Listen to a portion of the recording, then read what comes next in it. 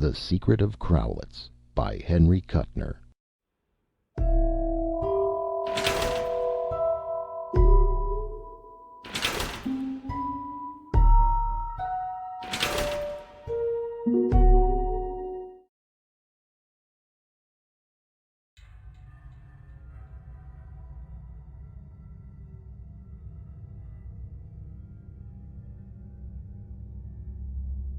I awoke from profound sleep to find two black-swathed forms standing silently beside me, their faces pale blurs in the gloom.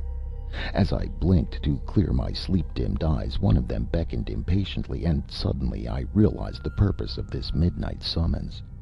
For years I had been expecting it, ever since my father, the Baron KRALITZ, had revealed to me the secret and the curse that hung over our ancient house.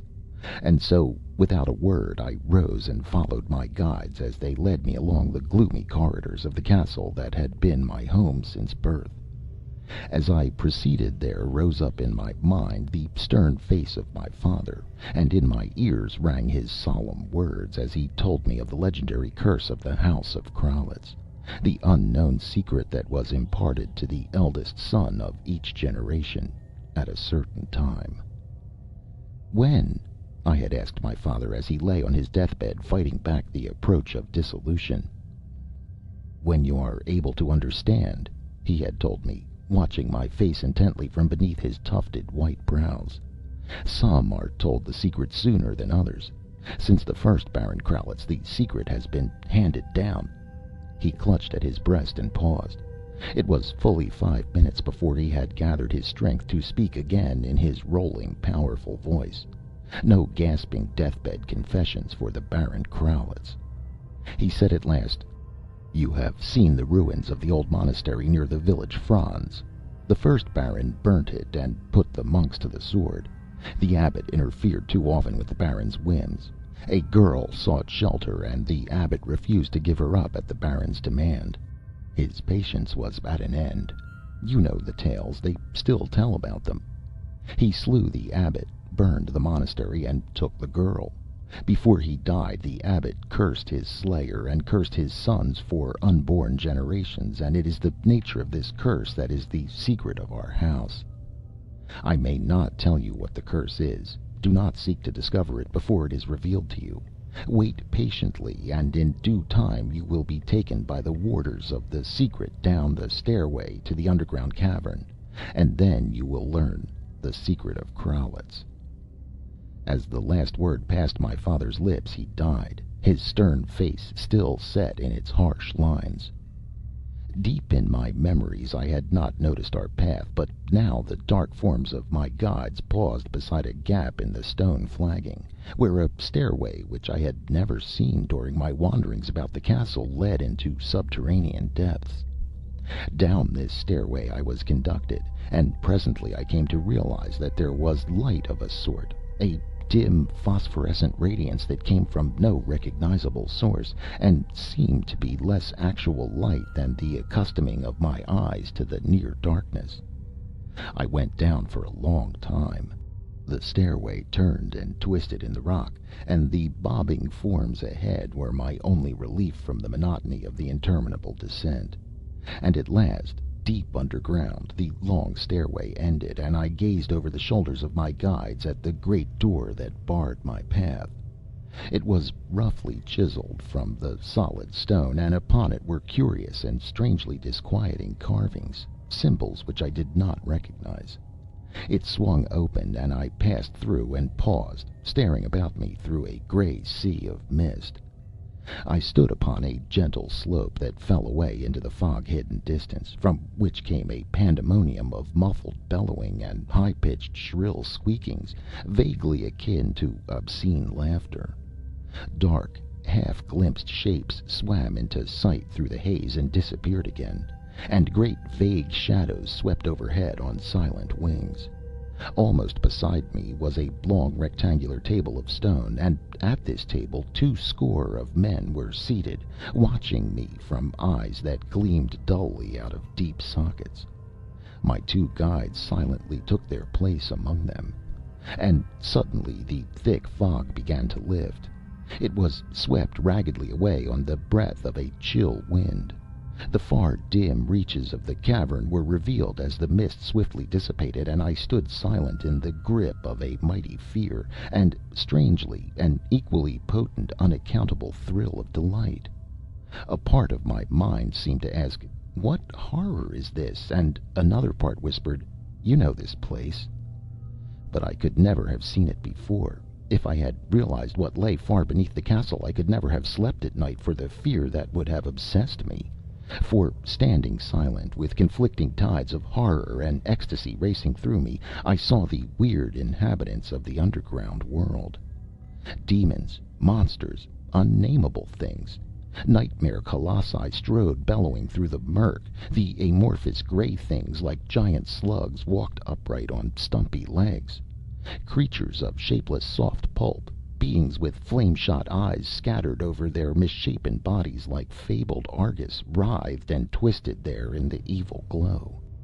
Winged things that were not bats swooped and fluttered in the tenebrous air, whispering sibilantly, whispering in human voices. Far away at the bottom of the slope I could see the chill gleam of water, a hidden sunless sea. Shapes mercifully almost hidden by distance and the semi-darkness sported and cried, troubling the surface of the lake, the size of which I could only conjecture. And a flapping thing whose leathery wings stretched like a tent above my head swooped and hovered for a moment, staring with flaming eyes, and then darted off and was lost in the gloom. And all the while, as I shuddered with fear and loathing within me, was this evil glee, this voice which whispered, "You know this place. You belong here. Is it not good to be home?" I glanced behind me. The great door had swung silently shut, and escape was impossible. And then pride came to my aid. I was a KRALITZ, and a KRALITZ would not acknowledge fear in the face of the devil himself. I stepped forward and confronted the warders, who were still seated, regarding me intently from eyes in which a smoldering fire seemed to burn. Fighting down an insane dread that I might find before me an array of fleshless skeletons, I stepped to the head of the table, where there was a sort of crude throne, and peered closely at the silent figure on my right. It was no bare skull at which I gazed, but a bearded, deadly pale face.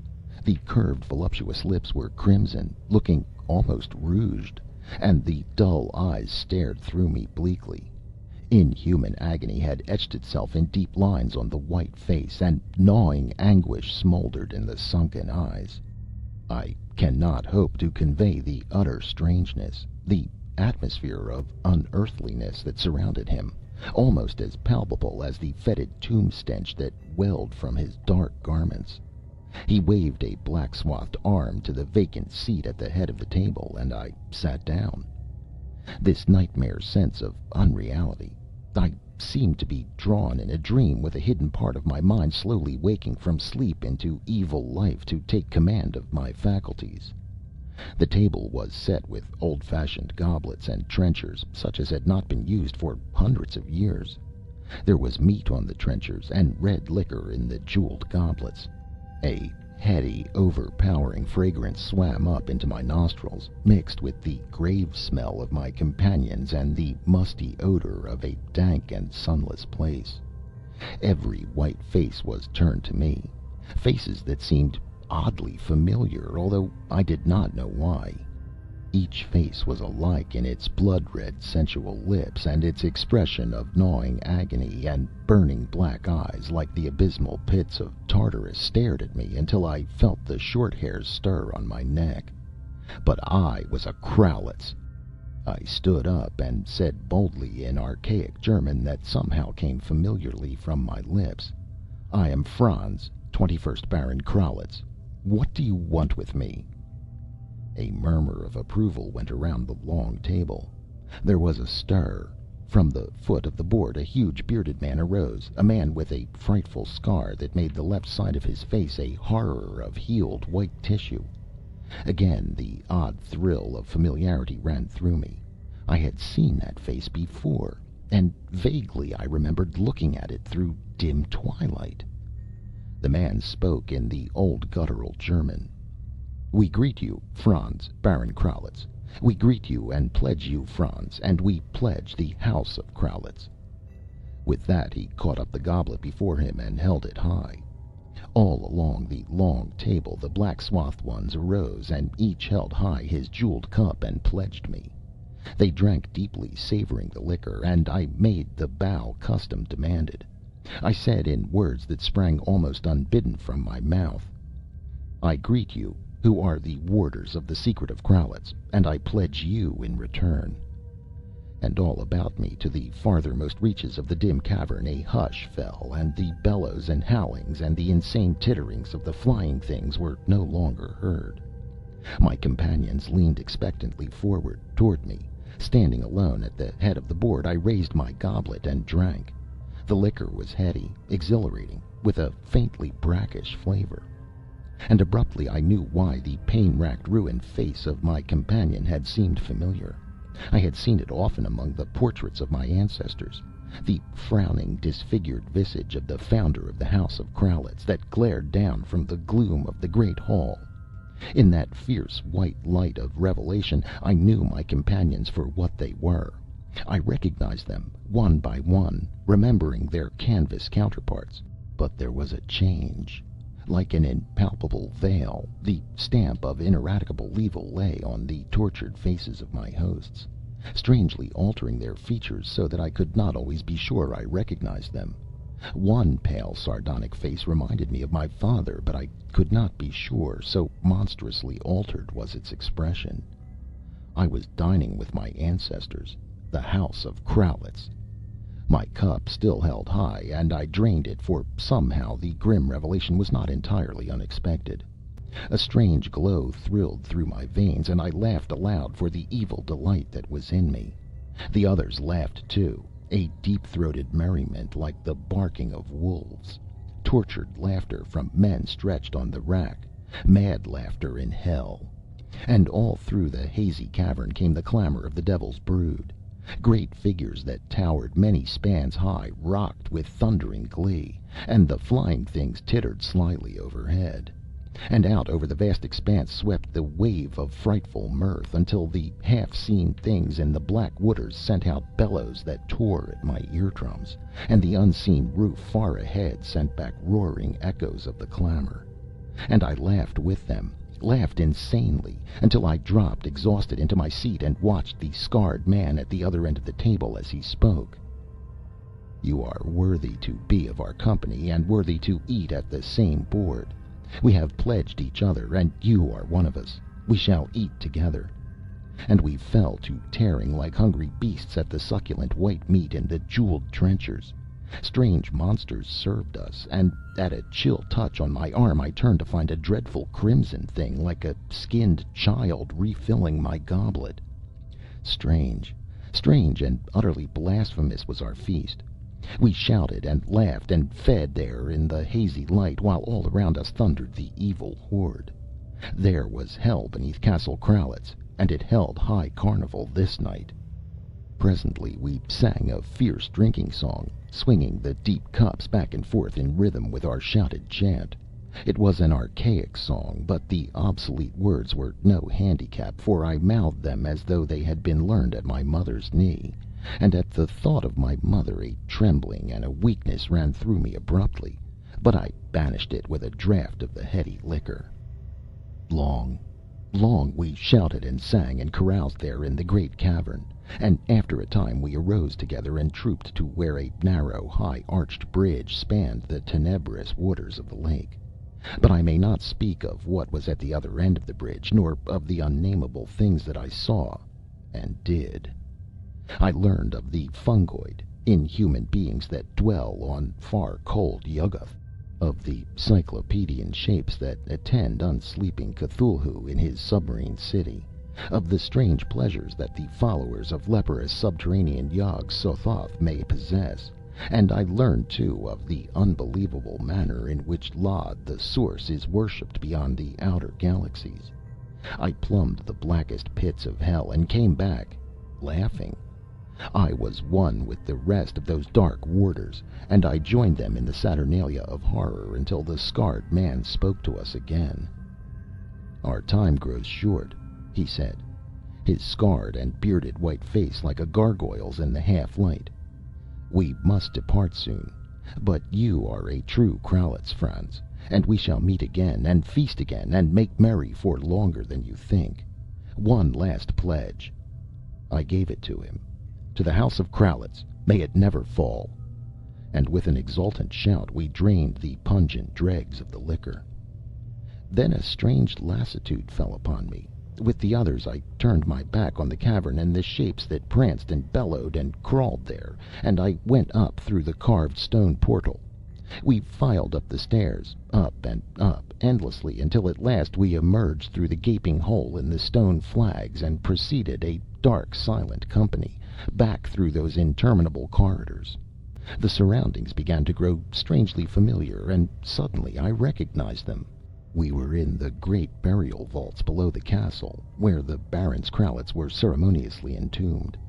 Each baron had been placed in his stone casket in his separate chamber, and each chamber lay like beads on a necklace, adjacent to the next, so that we proceeded from the farthermost tombs of the early Baron Kralitz toward the unoccupied vaults.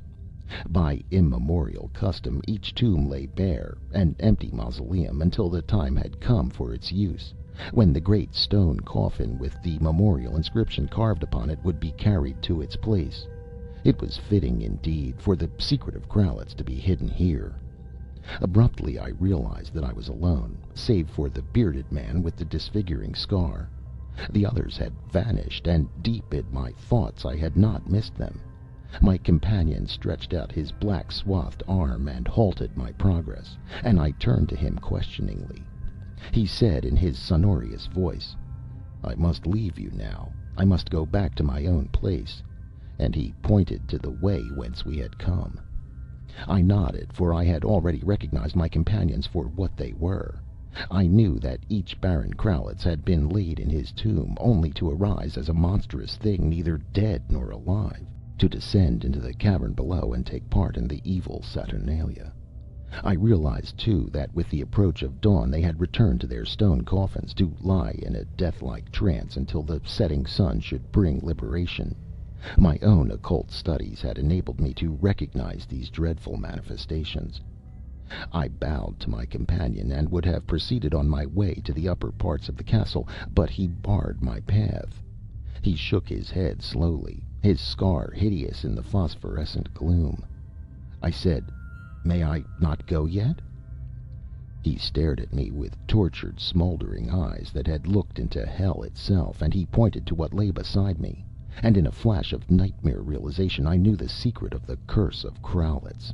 There came to me the knowledge that made my brain a frightful thing in which shapes of darkness would ever swirl and scream, the dreadful comprehension of when each Baron Kralitz was initiated into the Brotherhood of Blood. I knew that no coffin had ever been placed unoccupied in the tombs, and I read upon the stone sarcophagus at my feet the inscription that made my doom known to me. My own name. Franz, 21st Baron Kralitz.